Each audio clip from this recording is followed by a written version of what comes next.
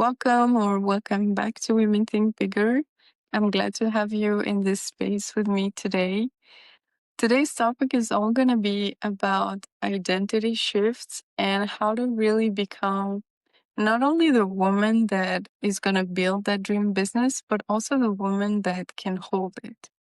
And to hold a business in the long term, it also requires to build our own identity or in our sense of self that is not just tied to the results of the business. So the key is going to be to talk about how do we actually build ourselves in the process, because we often talk about how to build a business, how to make it grow, but we don't often focus on how we actually are building ourselves in the process, who is the person that we want to become in that process, and how we can hold ourselves in this business journey. So I actually want to share some clues on how we can slowly build up this identity of the person we are becoming while we are creating our business.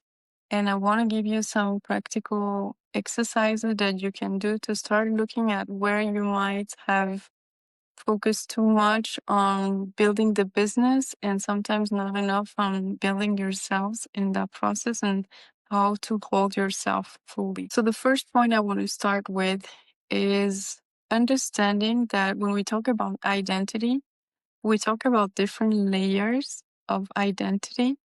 And one thing that I've noticed is we often have some profound identity wounds that prevent us from fully stepping into a version of us that we want to become, or fully trying out and sharing a gift that we have.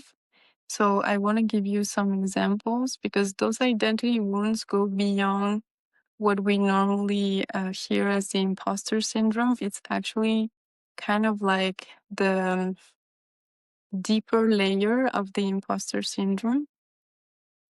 So, for example, an identity wound is often something that is the reason behind a block that you may have, or a fear that you may have, that is related to a version of yourself that maybe in the past has fought to embody this identity.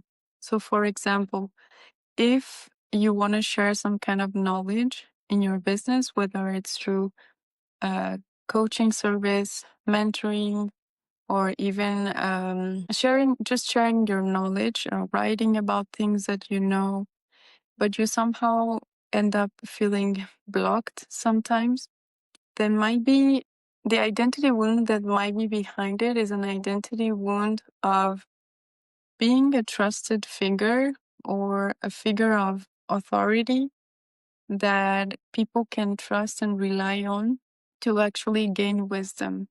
So we call it an identity wound because it might be a version of yourself in the past that didn't feel like they could actually be this trusted figure, maybe in a family context, um, in a work context, and this is gonna show up in a repeating way until you understand that it's not just about how you're doing and what you're saying.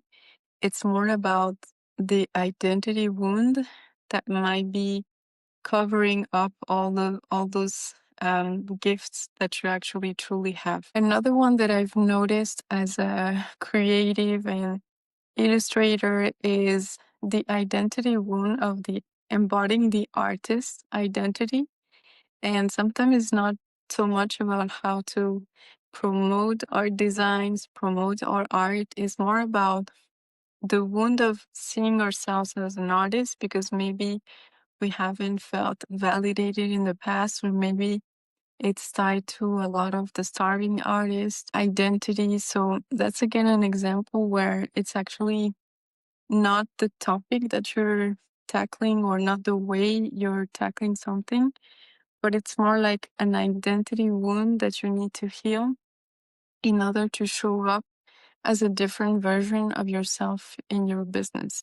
And another last example can be having an identity wound of unworthiness that can manifest as, for example, constantly wanting to push more to prove your worth. This is another wound that we can have. So we actually have our business on one side, and we actually have our identity that we're really trying to embody.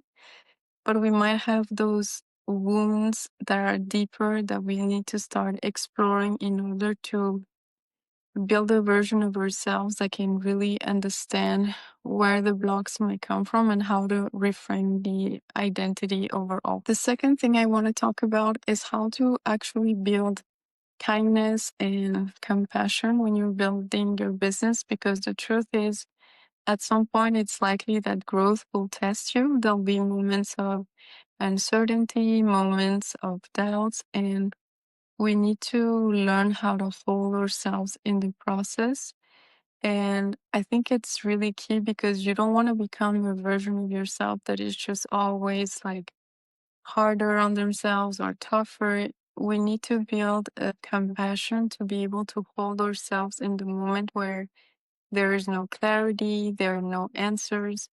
And this is something that you can practice from day one, but it might not seem that relevant if you're just starting out your business journey, but on the long term, building this kind of like self trust and kindness and reframing the inner dialogue is just going to help you go so much faster in your business journey, because anytime there'll be things that will test you, and the more the business expands, the more you have things to deal with that may not be necessarily bad, but just they're likely to kind of like stretch you at some point. And I think for me, building an identity of I am someone that has on one side the determination to get things going, but also the softness not to become just tough and not wanting to be vulnerable.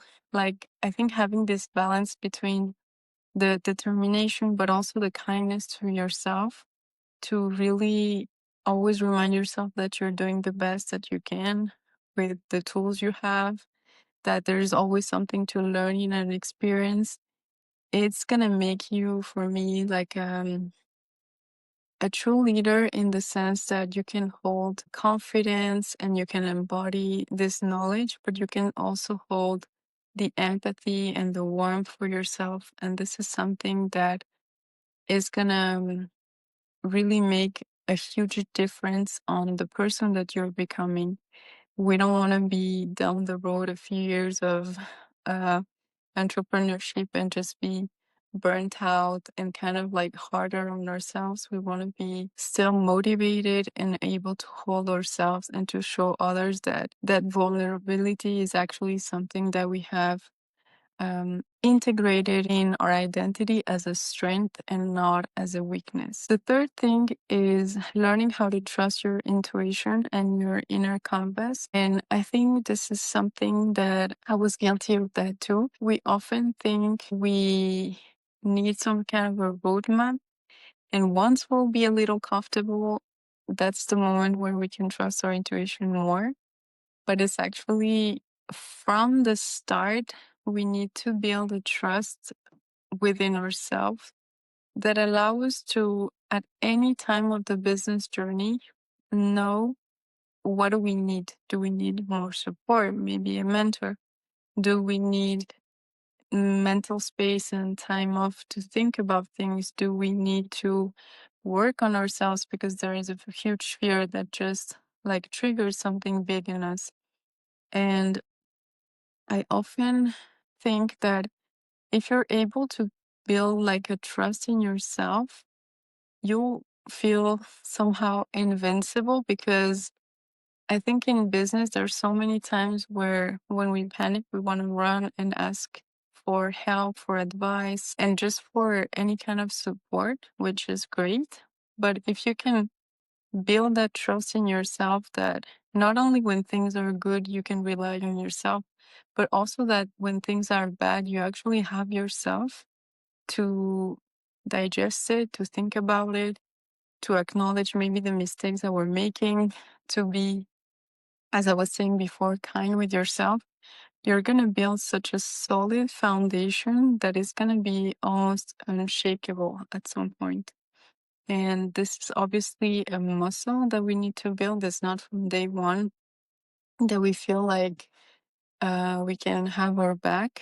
But I think it's honestly the most comforting feeling ever to feel like you always have yourself, whether things are bad. It's more likely that we're gonna need help when things are not going the right way. But we also need it when things are going good, because it actually can happen that we somehow can be influenced to do things a certain way because we feel more confident when actually your intuition was pushing us in another direction. So learning how to build this pillar for yourself and trusting that whether you made a mistake or not, you're actually here to hold yourself, and this is going to become part of your identity. You're not going to be the perfect version of yourself that I think sometimes we do make this mistake of visualizing ourselves as the badass, the super strong, super confident.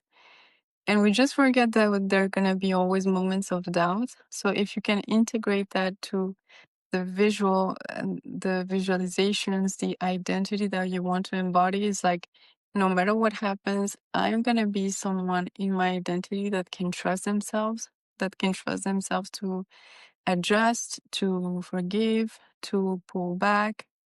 You're going to build, again, an identity that is very, very strong, because obviously we cannot avoid those moments of discomfort. And when they happen and you actually have learned how to go through the process, you can always hold more and more. And this is how the business expands. The fourth one that actually I think could be an entire episode on its own, it's when you're going to do this identity work, you need to start defining what are going to be your new beliefs.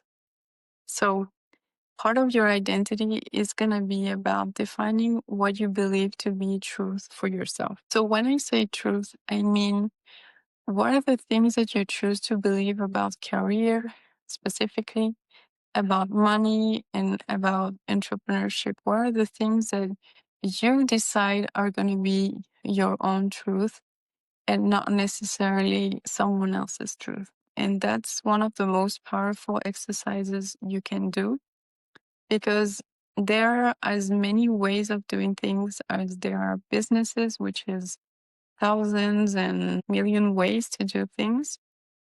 And when you're so clear on what's going to be true for you, it's going to help you navigate again, like maybe some uncertainty moments.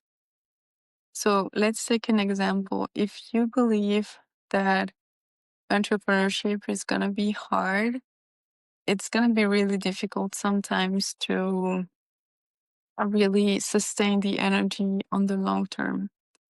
Instead, if you believe that it's going to challenge you but expand you, and that there's always a room somehow for you to take a step back and still enjoy other things in life, this is going to be your truth. And although you may have challenging moments, you also believe that it's not a path that down the road is going to leave you drained. It's the same thing with money. If you believe that the growth is going to be really slow and that it's going to be hard, it's going to be even difficult to open yourself up to things speeding up. So we're not saying that you're going to establish things that you really don't believe in. I just say, like, you can start reframing or at least questioning, what are the beliefs that I want to be true? I mean, even if I don't believe them 100% right now, what are the things that I want to go towards? What's going to be my identity as an entrepreneur? And for that, one thing that I like to do in the affirmations that I can write is, instead of saying, for example, I will be making, I don't know, 20K months in 2 years, the point here is like I always add that I'm learning to believe that it's possible, and then whatever you want to put after. So, for example, I am learning to believe that it's possible to make 20K months. And that way, your brain is not going to immediately reject the affirmation that you're still working on. And you're acknowledging the fact that you're learning to trust it. But at least it gives your mind a direction and a vision. And you know that the identity that you want to embody is going to be someone that actually has also some key values and some key, let's say, truth um, that you can have for yourself. And ultimately, it's just going to shape your reality to a future where not only your business thrives, but you also become a person that has changed their mindset, which is one of the most powerful things you can ever do for yourself and just for the rest of your life, not just in business. The next identity shift that I think is so, so important is when you work on this identity of yours, is including the body in it, including what it's going to look like in your body to embody this identity. And for this, you can have, there is three main starting point that I see. The first one is the voice. The second is the posture. And the third thing is anything related to the breath and breath work and how we can really regulate our nervous system, basically. So when it comes to our voice, and I've spoken about that in other episode, voice is such a powerful tool that we need to get comfortable with. And I think it's hard sometimes to be 100% confident in the voice, but really doing the practical vocal exercise is going to help you be more confident in your message, in the way you express yourself, and ultimately it's the tool that is going to connect what you want to put out to the world and how you can do it in the most authentic and truest and confident way for yourself. So when you think about yourself and the person you want to become, you actually also need to work either literally on your voice or just getting really, really clear on how valuable is the message that you want to put out there, whether it's through literally speaking or just teaching, writing, painting, anything like that. The voice, getting comfortable with our voice is one of the most powerful things that we can do to embody our identity. The second one is the posture. So I'm not here talking just about like standing straight and just acting like we're overly confident. I'm talking about like our attitude with life is literally physically sometimes mirrored. And it's not again about building false confidence, but the more you visualize how that person literally carries themselves when they walk into a room, when they just meet new people and have to talk about their project, when they have to pitch your project, think about that version of you that is gonna take up space and needing to promote sometimes the services that you're doing, the offers that you have. You need to somehow feel most comfortable, like talking and showing up, and what makes you unique as well. So all these things are gonna be so reflected in the body. And we know that nonverbal communication is like such a key. So again, it's great to work on mindset, but we cannot forget to work on actually our body because it's the first message that people send out. And we don't want just false confidence. We just want to be like fully authentic and fully ourselves so we can attract like the people that are aligned with our message. And the last one is the breath. And I think I I really saw like a lot of difference in my life when I started to incorporate more the breath and the breath work. when you have anything that triggers you, or a fear, or even a dream that you're trying to really manifest in your life, the nervous system is going to be either a block or an expander, and we want it to be an expander. The nervous system needs to learn how to feel safe. It needs to learn that it can, it's okay to do things that are a bit more scary. It's okay to put boundaries. It's okay to show up. There are so many ways that we can self-sabotage ourselves if the nervous system is not fully regulated. Sometimes even in handling more money, that if we forget that part of like nervous system regulation, and a big part of it is like regulating through the breath and doing breath work, this is ultimately on the long term going to strengthen the identity, because the body has actually fully, let's say, it's already wired in your DNA that you can do certain things, that you can hold certain things, that you can expand, and it's not going to be a roadblock when you're trying to just expand or get out of your comfort zone. It's going to be your safety and your pillar, and the whole different exercises I was talking about through the body are just going to help support the mindset shift. And I really think we cannot do mindset without the body, and they cannot be like a work on on the body without a clear vision of where do you want to go, like to embody the version of you that can hold the business of your dreams. Last thing I want to say, just to end today's topic, is that the more you actually know yourself through doing this introspection exercises or working on your body, your mindset, your hidden identity wounds, is that it's easier to get into the zone, what we call the zone of genius, or the zone of your gifts, because there is less noise and there are less things that you need to deal with. So what I mean by that is, whenever we are consumed sometimes, because I think it's kind of like the energy, when we are consumed with fears or blocks, we lose so much time and mental space that it's harder for us to focus on what we actually know, what we actually want to transmit to others. So the more you do this work of like being in your identity, the more you're going to be clear on who you are, what you bring to the table, what are your gifts. It's not going to dissolve all the noise and the doubts, but it's just going to make it a little bit less loud.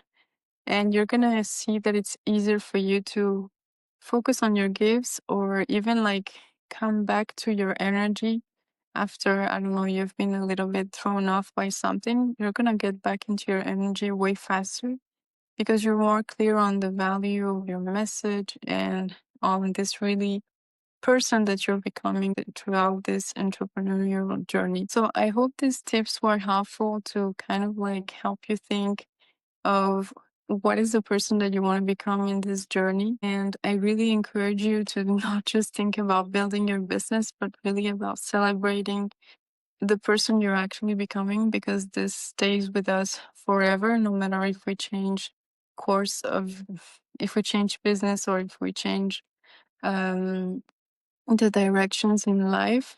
It's something that stays. It's a strength, and building again more compassion as well is going to make you someone that is at the same time so powerful and so soft, that you can actually really hold like everything, and you can be also an example for others, because I think we need more leaders like that.